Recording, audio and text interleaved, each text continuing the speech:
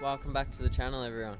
My name's Ethan, and in today's episode of Dusted Earth 4x4, I'm going to be getting my FJ45 ready for its first start. If you're new here, make sure to go down below and leave a like and subscribe, as it'll really help me out. So, with that out of the way, let's get straight into it.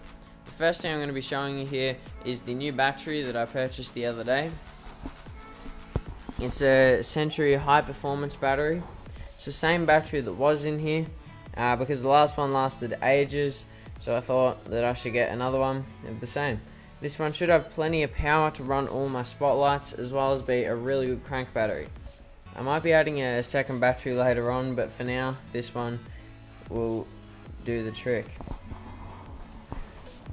I also have these two wires here. The blue one is an earth wire that runs off the bottom of the starter motor to the frame, and the black one is the negative wire that comes off the negative terminal on the battery and earths out on the frame. I've also got this bash plate over here that I painted up last night. I used some flameproof paint on it, which was probably a bit overkill, but it doesn't really matter. This bash plate here sits just next to the engine underneath the battery tray and just protects things like rocks from flicking up into the engine bay and damaging anything. So with that out of the way, let's get straight into installing this and the two wires into the engine bay. So I now have this earth wire in and the bash plate's partially in. I now just need to put in the bolts for the other end of the bash plate down there. So I think I just need to find where those other bolts are so I can get the bash plate fully in. Alright, so the bash plate's fully installed now, and I straightened it out a little bit. Might straighten it out a little bit more.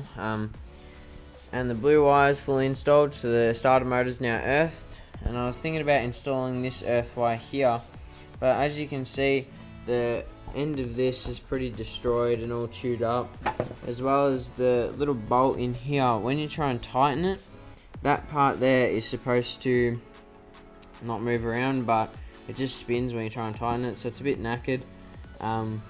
So I think I might go and look at Autobarn and see if I can find a new one of these negative terminal wires, as well as I might look for another positive one as well, because as you can see here, someone's spliced into it and it's all a bit sketchy. So I can probably use the end off this. I just need a new wire, which I might have laying around here anyway, but I'm not sure. I might just leave them on for now. I haven't decided yet. Okay, so I've just installed my new negative terminal wire that I got from Autobarn.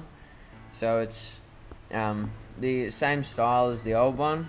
It just goes down and grounds out on the frame down there.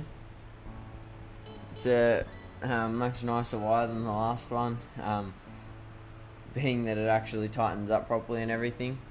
So now I still have to make up a new positive wire, but I'm probably going to do that in the next video, because I've got to fix a few problems with the wiring harness first, like all these wires that I don't know where they go or what they were doing, so I have to sort all that out.